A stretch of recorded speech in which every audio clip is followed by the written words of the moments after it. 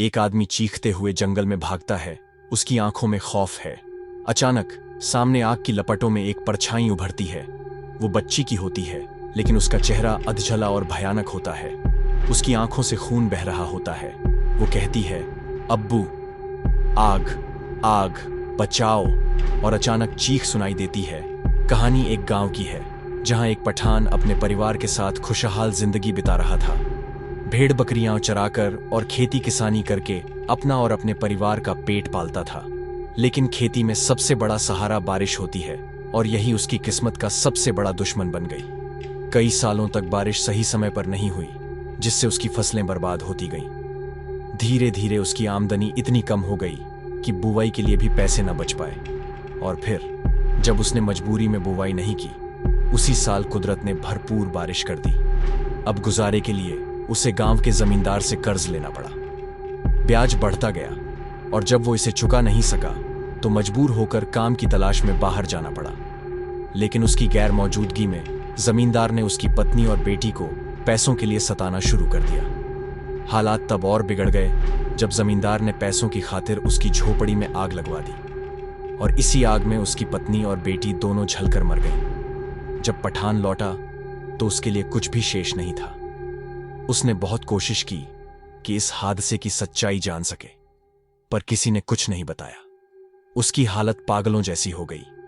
जंगलों और पहाड़ों में भटकता वह अंततः इस दर्द से तंग आकर आत्मदाह करने की सोचने लगा। एक दिन दरिया के पास जाकर उसने अल्लाह की आखिरी इबादत की।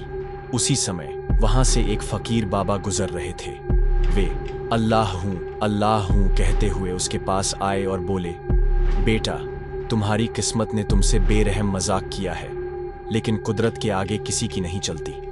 जो तुम करने जा रहे हो वह अल्लाह की नजरों में गुनाह है। पठान दर्द से बोला, बाबा, अब जीकर भी क्या करूं? मेरी जिंदगी में कुछ नहीं बचा है। बाबा गंभीर होकर बोले, बेटा, जो हो चुका है उसे बदला नहीं जा सकता, लेकिन मैं तुम्हें एक बात बताना चाहता हूं। अल्लाह के करम से तुम्हारी बेटी इस दुनिया में फिर से जन्मी है, लेकिन उसकी रूह को अब तक सुकून नहीं मिला। वो तड़प रही है। उसे तुम्हारी तलाश है, क्योंकि उसके जहन में कुछ ऐसे राज छुपे हैं जो वह तुम्हें बताना चाहती है। पठान चौंक गया। बाबा, इतनी बड़ी दुनिया में मैं उसे कहां तलाश करूं? फकीर बाबा बोले, बेटा, मैं ज्यादा तो नहीं, लेकिन इतना जरूर बता सकता हूं कि तुम उसे किसी तालीम घर, स्कूल के आसपास पाओगे। लेकिन याद रखना, उसे इतनी आसानी से नहीं ढूंढ पाओगे, क्योंकि उसने अब एक अमीर परिवार में जन्म लिया है। ये कहकर फकीर बाबा अल्लाह हूं कहते हुए आगे बढ़ गए। 10 साल बाद पठान ने सालों तक अपनी बेटी को खोजा, लेकिन कोई सुराग नहीं मिला। धीरे धीरे बाबा की बातें उसके दिमाग से धुंधली होने लगीं। लेकिन फिर एक दिन जब वह एक बगीचे में आराम कर रहा था, तभी पास के स्कूल की छुट्टी की घंटी बजी, और तभी उसकी नजर एक 11 साल की बच्ची पर पड़ी। वह बिल्कुल उसकी बेटी जैसी दिखती थी। अब पठान को फकीर बाबा की सारी बातें याद आ गईं। उसने देखा कि थोड़ी देर बाद एक अमीर दंपति कार से आए और बच्ची को अपने साथ ले गए। पठान रोज झाड़ियों के पीछे से उसे देखता, उसकी हर हरकत में अपनी बेटी को खोजने की कोशिश करता। लेकिन एक दिन बच्ची की मां ने पठान को देख लिया। उसे यह अजनबी बहुत अजीब लगा, जो उसकी बेटी को ध्यान से देखता रहता था। वह घबरा गई। कुछ दिनों बाद जब वह लेट हो गई और बच्ची स्कूल के बाहर अकेली रह गई, तो पठान ने हिम्मत करके उसे पास बुलाया और स्नेह से उसके सिर पर हाथ फेरा। कुछ खाने की चीजें दी। बच्ची मुस्कुराई और उसकी हंसी में पठान ने अपनी बेटी को पहचान लिया। वह चला गया, लेकिन जब उसकी मां आई तो उसने बच्ची से पूछा, यह सब कहां से आया? बच्ची बोली, एक अंकल ने दिया। मां घबरा गई। कितनी बार कहा है, अनजान लोगों से कुछ मत लिया करो। बच्ची ने मासूमियत से जवाब दिया, मां, मुझे वो अनजान नहीं लगे। मां ने उसे डांटकर चुप करा दिया। कुछ दिन बाद जब उसके माता पिता को आने में बहुत देर हो गई, तो पठान ने बच्ची को घर छोड़ दिया। उसके माता पिता परेशान होकर उसे ढूंढ रहे थे, लेकिन नौकर ने बताया कि कोई उसे घर तक छोड़ गया है। अब पठान रोज बंगले के पास छुपकर उसे देखता था। बच्ची भी उसे गौर से देखने लगी थी, लेकिन उसकी मां अब और सतर्क हो गई। एक दिन उसने अपने पति को बताया कि यह अजनबी आदमी उनकी बेटी के आसपास मंडरा रहा है।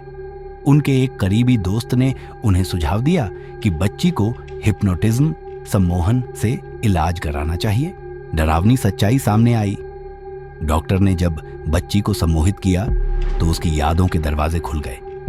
उसकी माँ पिता हैरान रह गए जब डॉक्टर ने बताया कि बच्ची के अवचेतन मन में कुछ भयानक यादें दबी हुई हैं।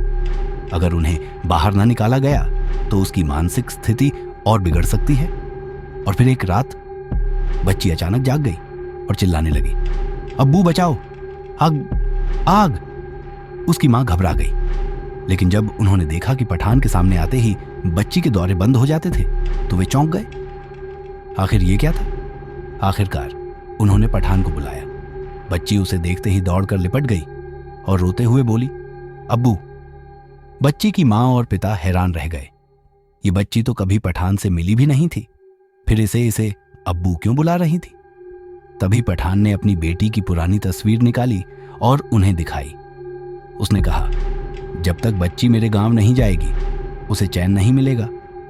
कोई और रास्ता न देखकर माता पिता ने उसे गांव ले जाने की अनुमति दे दी। गांव पहुंचते ही बच्ची रोते हुए जली हुई झोपड़ी के पास दौड़ पड़ी और सुबकने लगी।